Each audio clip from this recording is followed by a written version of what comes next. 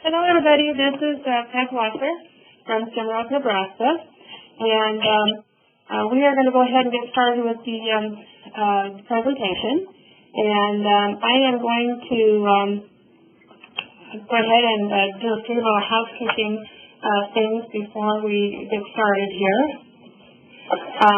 First of all, you can mute or unmute yourself using *6 on your telephone keypad.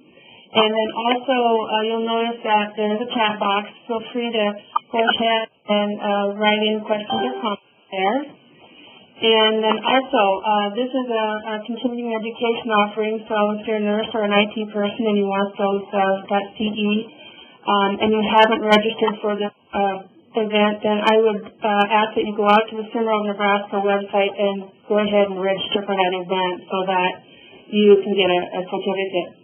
And then also at the end of the presentation, to the right side, you'll have what we call polling questions, and it's just a 5 or 6 questions. If you would please fill that out for us. And then also sending that out in a link at the end of the presentation. And then I want to draw your attention up to the top, the sign-in sheet, and we will need you to download that if you haven't already and fill it out. The important part is that we need a handwritten signature, and then the instructions on where to send it is at the bottom. And then also the handout, if you weren't able to download that earlier, that is also available here. So, having said that, I wanted to just remind you that you need to fill in the sign-in sheet and do the evaluation, and then we can mail a CE to you upon completion. So I am going to go ahead and mute all the lines, and we'll go ahead and get started.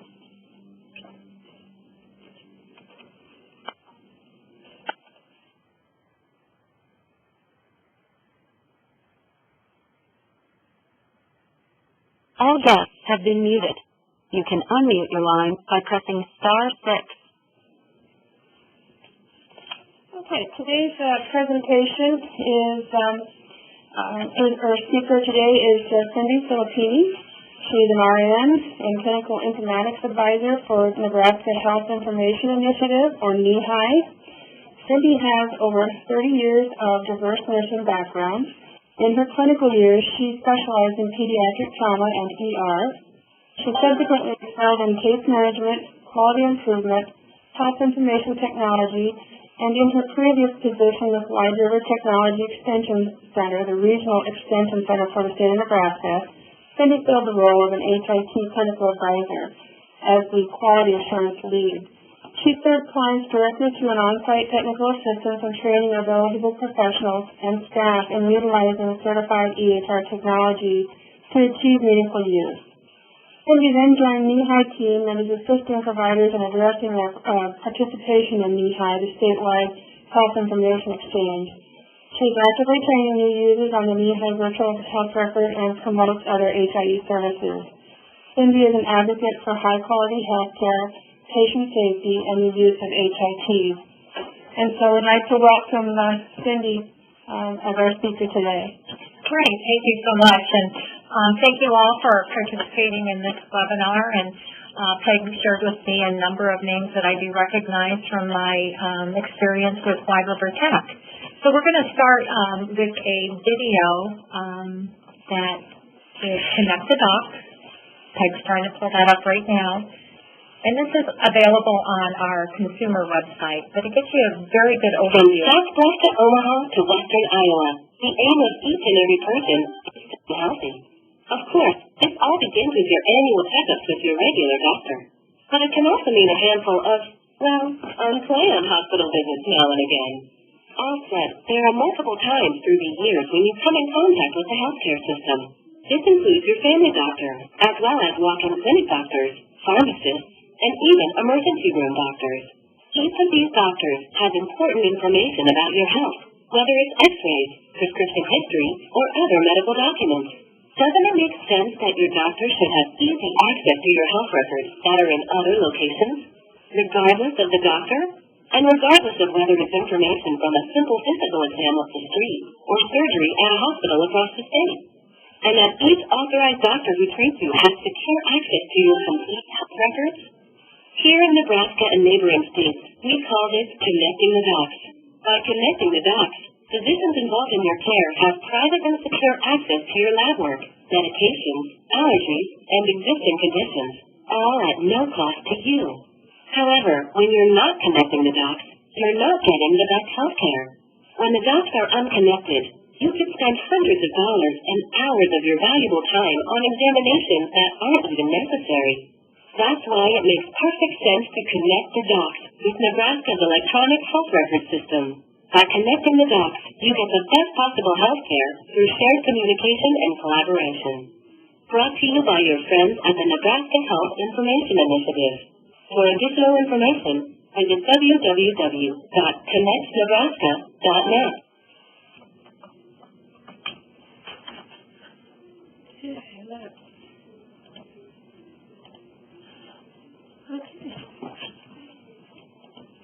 Okay, Cindy, I'll let you take it. Wonderful. Again, thank you all for joining me today. It's my pleasure to support STEMRO with their Learning Action Network efforts, and I'm very pleased with the to be part of the NeHII team. Of course, I previously was working with White River Tech, and so I've only been with NeHII for 4 months. So if you have questions, I'll do my best to answer them. At the end, if there's something I can't answer, I'd be more than happy to reach out to Deb Bass, our CEO of NeHII, as well as our other team members on NeHII.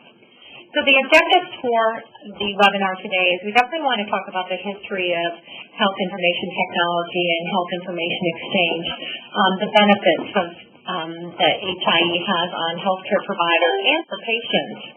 HIE, meaningful use, patient engagement, we're going to talk about all of that.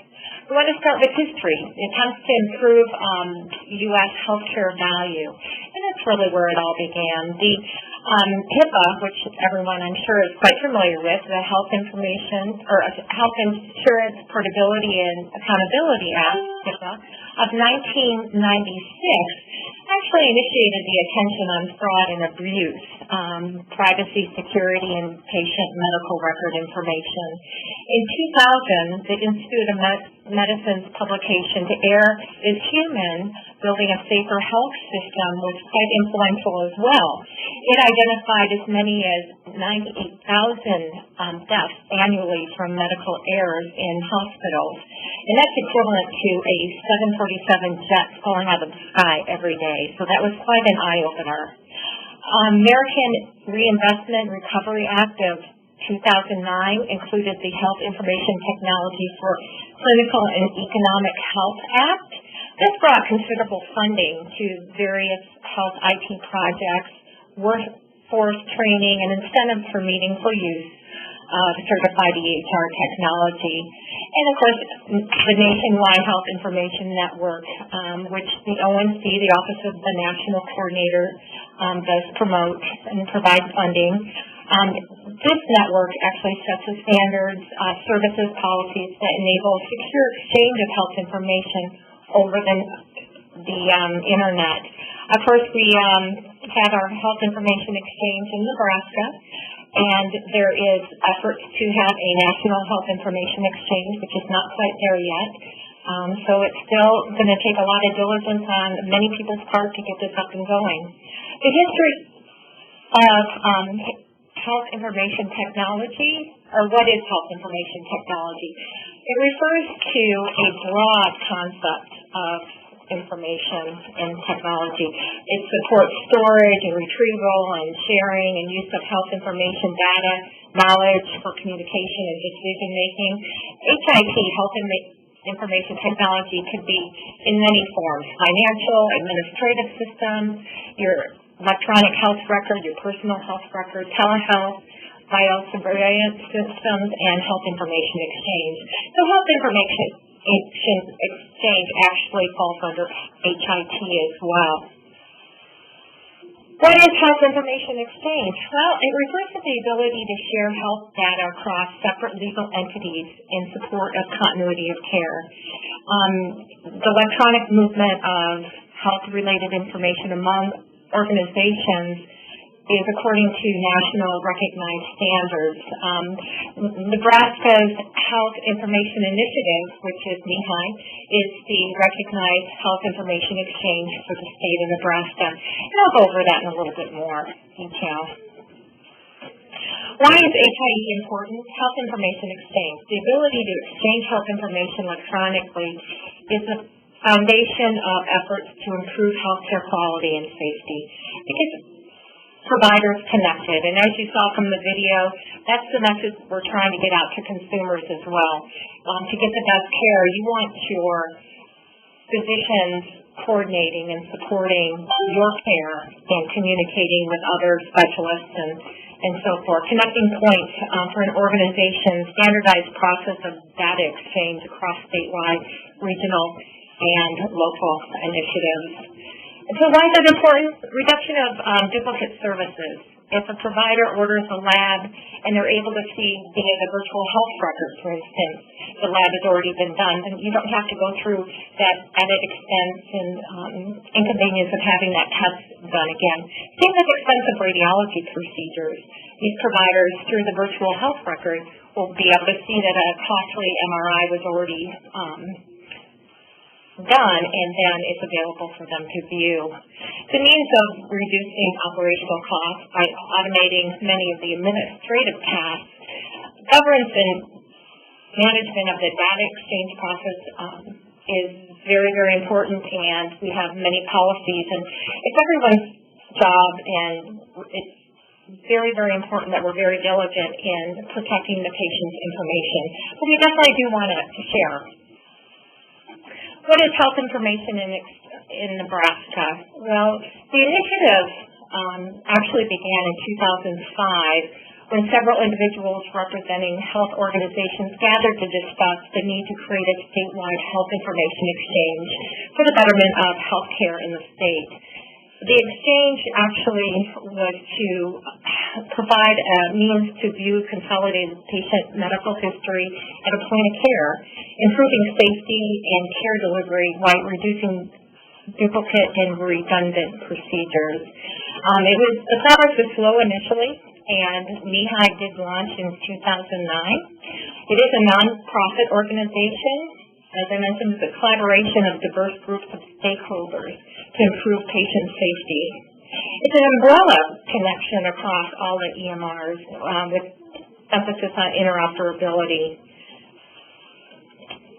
Data flow. I wanted to make sure that you had a little bit of background about the model of our HIE in Nebraska. It's actually a federated model, and the patient data from each source is kept separate, isolated, and secured within a centralized exchange-hosted system. This allows each facility to maintain control and ownership of the data and to enforce its own policies while improving the ease of data management and accessibility. Patient data never commingles. So you'll see the flow here. It's a query model. So we have a patient index and provider directory, patient locator service. The system is actually a Ulysses system. Of course, privacy and security is most important. We do have strict HIPAA policies, and NeHII actually goes over and above that. We have all of our users have to commit to the HIPAA statement and the NeHII statement for privacy. Users are not allowed to look up themselves or family members. They must have a treatment relationship with that patient to view the virtual health record. So privacy and security policies, self-pay considerations have been taken into consideration for the development of our HIE. Data breaches are monitored very closely, and if we ever have a data breach, our users are educated to let us know immediately. So far, we've done very, very good, and it's everyone's diligence to keep that patient information secure. Of course, privacy and security is always a concern. DERSA agreement for exchange of data across state lines also is in place. And DERSA is the Data Use and Reciprocal Support Agreement. It's a legal multi-party trust agreement national standards, services, policies. It's actually through the ONC. It allows for that transfer of data across state lines. Of course, I mentioned that we're the HIE for the state of Nebraska, but we actually have facilities in western Iowa as well. We have over 2.7 million lives within the virtual health record of NeHII. And our census in 2013 for Nebraska was 1.8. You can see there's a lot of patients that come from out of state into the participating facilities of NeHII. And then they have a virtual health record available. Consent management, opt-out, opt-in type platform. NeHII actually has a opt-out platform, which means that patients that are seen at a participating facility are automatically in the system and have a virtual health record unless they take action to opt out. Our opt-out rate is fairly low, 2.54% as of mid-February, and of that, 6.33 have opted back in. And the reason for that is patients will opt out when they don't really understand the virtual health record. What is NeHII? What is health information exchange? And once they understand the values, then they'll often opt back in. We do not have break the glass, which means if you opt out and you're seen in a trauma situation, the ER doctors cannot view your virtual health record without your consent. We respect the patient's decision to opt out. So individual consumer education and consent. Patients are educated when they're checked into these participating facilities. We actually have a brochure that is provided to them. And there is flexibility in maintaining the consent decision. Every patient is given a Elysium virtual health record ID number, and that way when a patient opts back in, we can facilitate that process so those records will be viewable by the physician at that time. Consumer awareness campaign, of course, we want to make sure our consumers are well educated as to what NeHII is and the Nebraska Health Information Initiative and what the virtual health record and that type of thing is. We have a number of ads and announcement kits for media, and I mentioned the patient brochure. The YouTube video, which you saw at the beginning of this presentation, I think is extremely effective. And I often, when I'm out in the site training, register on how to address NeHII with patients that they're checking in. You know, it pretty much sets the stage and they get it. If we can connect everyone, we still have a lot of work to do. But getting people connected, you know, doctors, patients, records, that type of thing. We also have window cleans. So physicians that do participate in NeHII, they can display that in their window. We also have little table tent notifications that can be put up as well. Connect the Dots, this is our consumer website. You can see there's a lot of information here. And our consumer website is www.connectnebraska.net. There's a list of participating facilities, a little bit about NeHII. Of course, our security policy and privacy policies are posted. And you can also view that video through this site. NeHII is the first statewide HIE in the country for health systems with the pilot in 2009. We currently have over 2.7 million lives in NeHII. We're one of the first fully functional prescribed clinical messaging and physician referral, and the most effective virtual model in the country. Originally, it was intended for treatment and payment purposes, and now we're adding public health reporting and healthcare operations to meet meaningful use requirements. The pilot was in 2009, initiated in February. It was completed in June. We've come a long way. As I mentioned, I was previously with Wide River Tech, but I was watching our health information exchange very closely since it originated. It's based on the hybrid federated model, and if you recall, I showed you the diagram of that. Of course, HIPAA compliance is of most importance. It uses Elysium software, which is developed by Axolotl. Our professional website for providers and critical access hospitals, all caregivers, www.NeHII.org, and there's a lot of information on that site as well. We're the state designated integrator receipt, which was in September 2009. That means that we were recognized as Nebraska's Health Information Exchange. And then, of course, we're a nonprofit. The business model, nonprofit organization, we're owned by the NeHII Collaborative, managed by board of directors, and you can see operations and implementations and a number of grants played a part.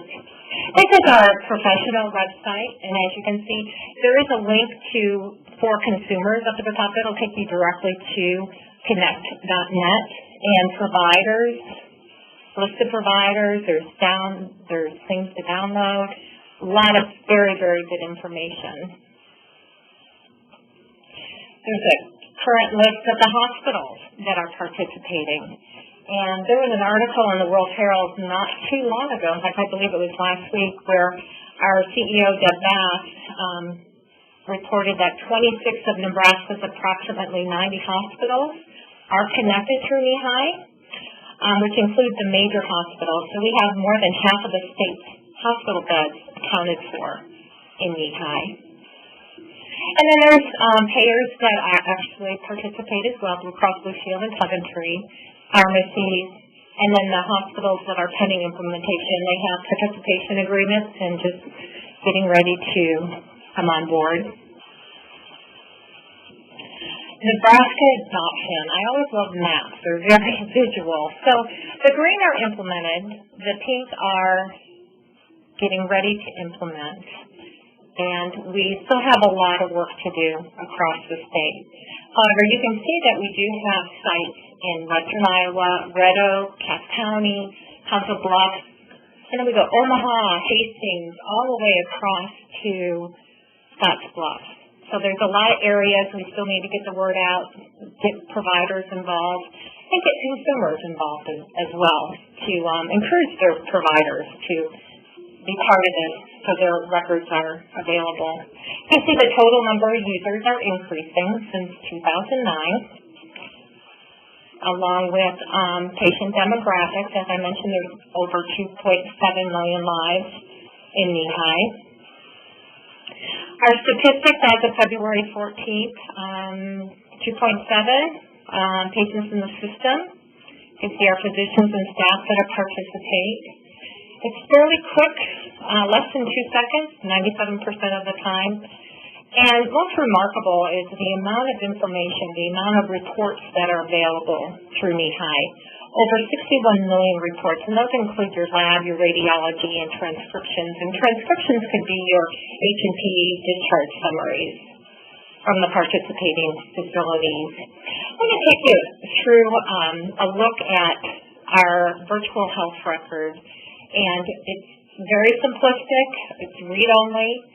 To log in, you'd simply be authorized as a user. Of course, you would agree to ours with a statement of privacy and security. You'd be given a user ID and password, receive training, and then you would log in and click that orange button. You can see how simple it is.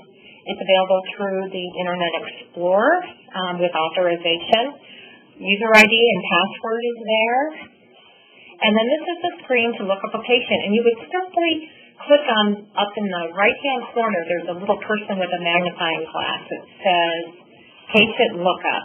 You would click on that, and then you would go into a screen that you need as little as a last name and a date of birth to search for a patient. Now, you certainly want to verify that this is indeed the patient you want to look up, and do not proceed, if it is, if you have the wrong birth date or name. You want to make sure that you have a treatment relationship with this patient. So once you search, you get into the virtual record. And like I said, it's very, very simplistic to use. It's read-only, and you'll see tabs across the top, see all and summary, cumulative lab radiology reports, and so on. You can look at the data or search for the data by clicking on those tabs or the file folder above the category Lab Reports Radiology. There's a little scroll bar in the middle. It actually doesn't scroll. It indicates that there's more than 5 results in that category. So let's go ahead and take a look at labs. And labs will pull up all of our test patients' lab results. And you'll see a yellow triangle to the left of the lab. That indicates that that lab report is abnormal. So if we click on one of those labs, it'll pull up a report. And all of the reports are very structured, same font, same format, regardless of what facility has provided this result. And how it works is the patient is seen at a participating facility, and as long as they haven't opted out, their virtual health record will be available for the participating users of the virtual health record. And you can see that the lab actually helps the provider as well. It indicates low, the blue arrow going down, or high result, red arrow going up. The ranges are set by the facility, and you'll see basic demographics, who ordered the results, and then the results.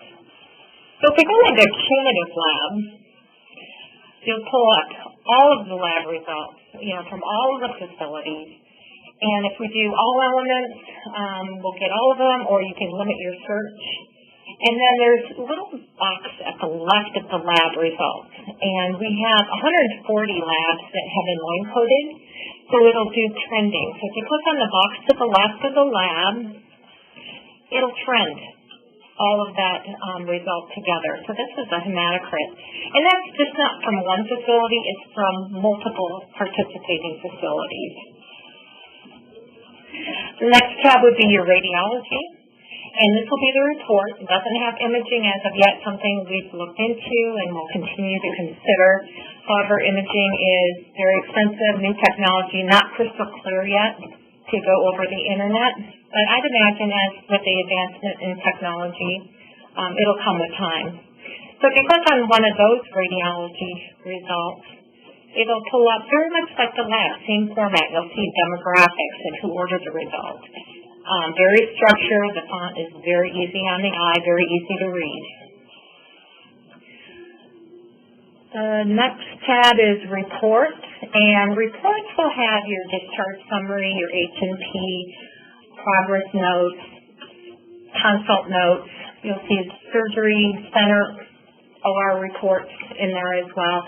Some facilities will provide OT-PT.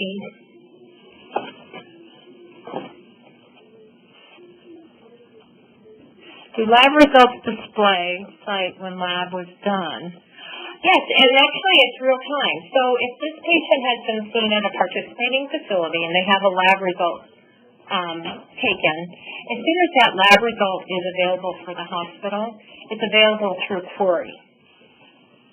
Does it say where it was done?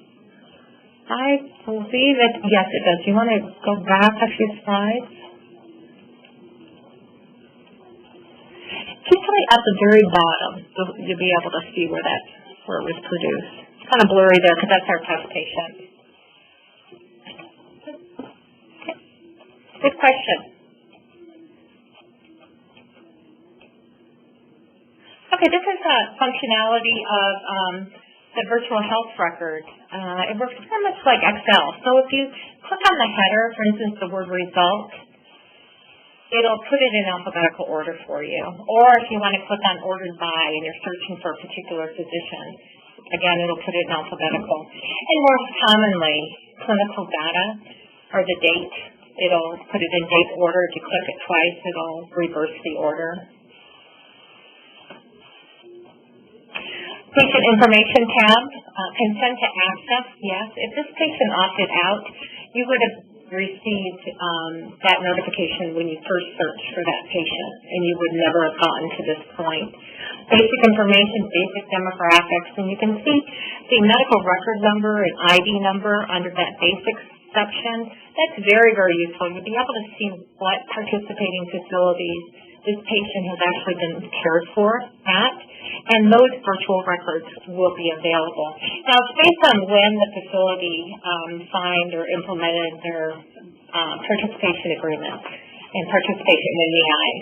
So, for example, Allegiant signed on 2009. So patients that have been seen from 2001 on, those records would be available. Montgomery County Memorial Hospital implemented in January, so January of 2014 on, those records will be available.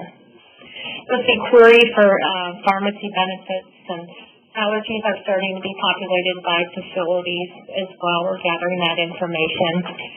The medication query button actually is one of the most valuable tools, so we've heard from physicians, and it's populated by major pharmacies through SureScripts, and SureScripts has 96% of the prescriptions, and also by payers. And in order to have access to that, we just need to have a consent, and it's based on DEA from the physician. So basically, a nurse could have access to this. They'd be searching on behalf of that physician. There's a problem list as well, and that's starting to be populated from the facilities. Advanced directives, I want to point that out. That's one that we're really diligently working on. We've heard from facilities that they want to see that as soon as you open up that virtual health record. So there's an open tab at the very top, one of the tabs. Anyway, on that, the tab, go back one. There we go. You'll see patient information, and then the next one over is open report. That will become our advanced directive. I mentioned medication query. This is an example of what it'll look like. And this is actually a blinded from a real patient. And you may see medications listed twice because we got a feed from SureScripts and also from the payer, so retail feed and a payer feed. But you'll be able to tell that it's the same medication, and it's very, very complete information. E-prescribing in Nebraska. As of December 2013, as I mentioned, 96 of the pharmacies participate in SureScripts. 89% of physicians use e-prescribing. And as of October 31st, 2013, DHHS sent notification that e-prescribing of controlled substances is permitted. It's very highly regulated. IV pharmacy and limited independent pharmacies do have the certification, that type of software to be able to process the controlled substance. Value to providers. Very important. The health record is available within seconds. As I mentioned when we talked about the lab, when that result is available, it's available through the query. So, for instance, a patient has a radiology procedure done at a participating facility. As soon as that result is done and available for the hospital, that physician, it's available through the query model of our HIE.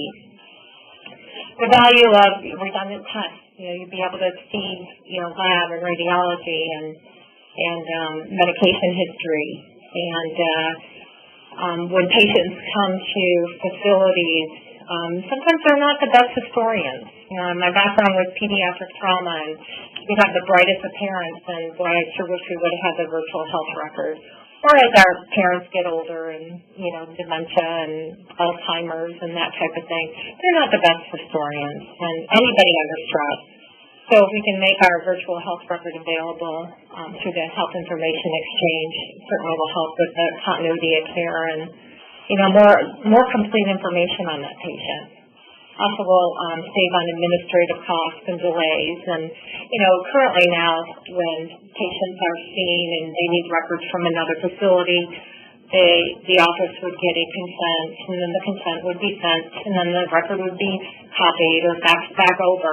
With a virtual health record, the patients are giving consent by participating through our opt-out model. When they're checked into a participating facility, they're automatically part of NeHII, again, unless they take action to opt out. Testimonials is something that, I've been doing the training now for 4 months in the field, and I'm always hearing different comments about the benefits. And like I said, my background clinically and also personally with caring for family members, you definitely see the value of NeHII. Christine Head actually said that it's incredibly beneficial. they're able to see the patient records right away without a signature, which means that they'll be able to view that. In addition, recent radiology reports saved us from repeating costly studies such as MRI and CAT scans and exposing the patients again. And then Mitch, working in the emergency room, in his system, he was able to see that the patient, within 3 hospital systems, 3 visits, 3 ER visits in 12 months, but when he looked into the NeHII, the patient actually had 33 ER visits in 12 months. And that's where that medical records number under patient information is quite valuable.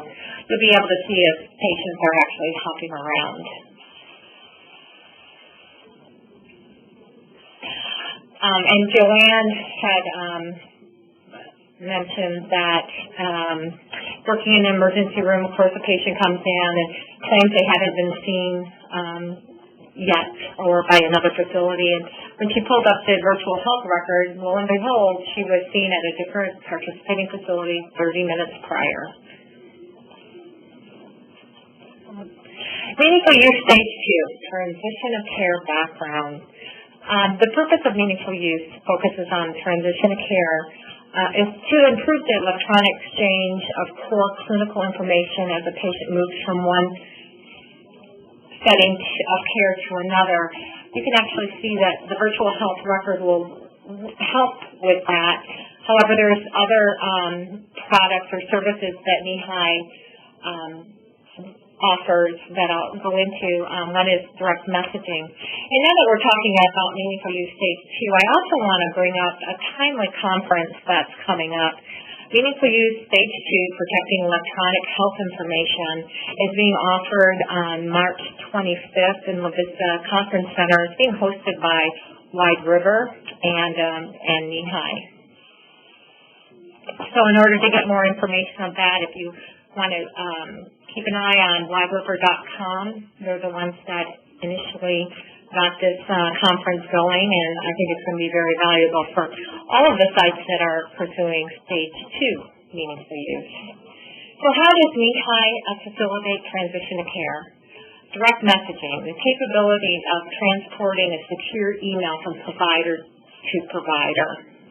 Our push-pull query of our health information exchange, and then facilitating reporting for attestation, support for calculation of valid meaningful use stage 2 transition of care measures.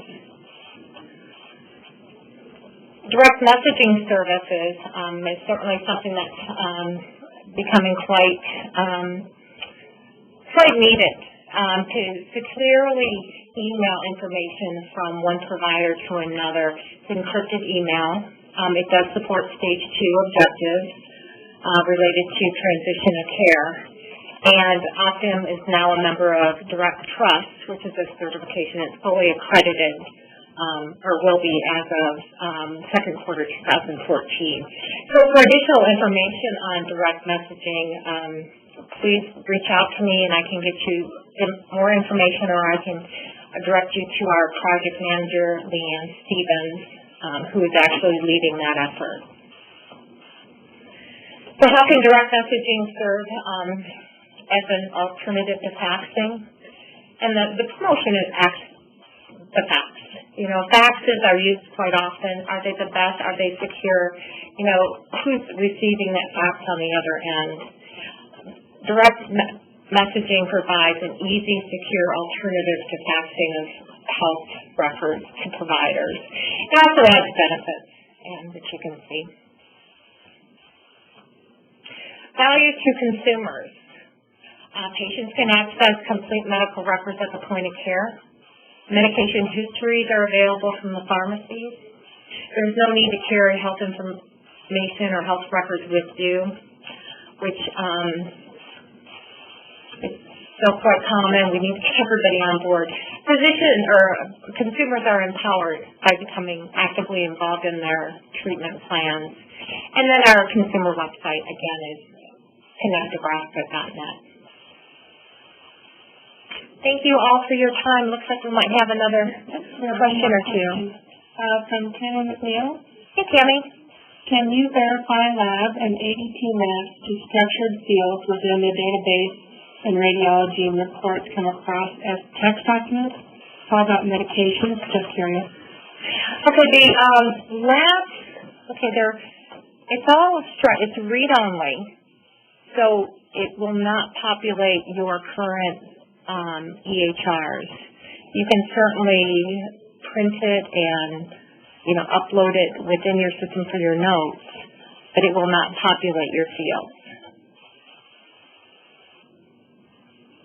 And as for medications, it'll be a query. So you'll see that that query view that I had displayed there with the information. So hopefully, Tammy, that answers your question. If not, please reach out to me. I'll be more than happy to talk more with you. For anybody else who has questions, you can either use the chat box or you can use the *6 on your telephone to ask your question. So if you have questions, feel free to ask those now. And then if we could also have the polling questions put up, please. We'll wait just a few minutes for questions.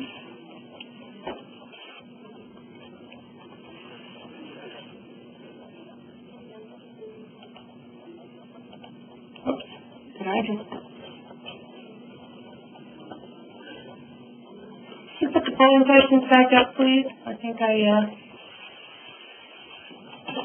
that's right. Hey, I wanted to make sure that you all had our contact information. Deb Bass, our CEO, she's very, very knowledgeable. Of course, she's been with NeHII since its creation, and then my contact information is there as well. If you have any questions or you want additional information as to how to participate in NeHII or become a VHR user, certainly reach out to me and I can get you the correct information or direct you to somebody, for instance, Leanne, because she supports our direct product. Okay. Well, I want to thank you, Cindy, for your time today. This has been very informative, very valuable information. Thank you. And if there are no other questions, I would just remind you to please fill out the polling questions and submit those. That is the same with our evaluation. And I will also be sending out the handouts and a link to the polling questions if you don't have time to fill it out now, if you'd fill it out later. And I do want to remind you to fill out your sign-in sheet and return that, please. You can either fax it or email it to NeHII, and the instructions are at the bottom there. And so if there are no other questions, we will conclude our webinar. Thank you, everybody, for attending.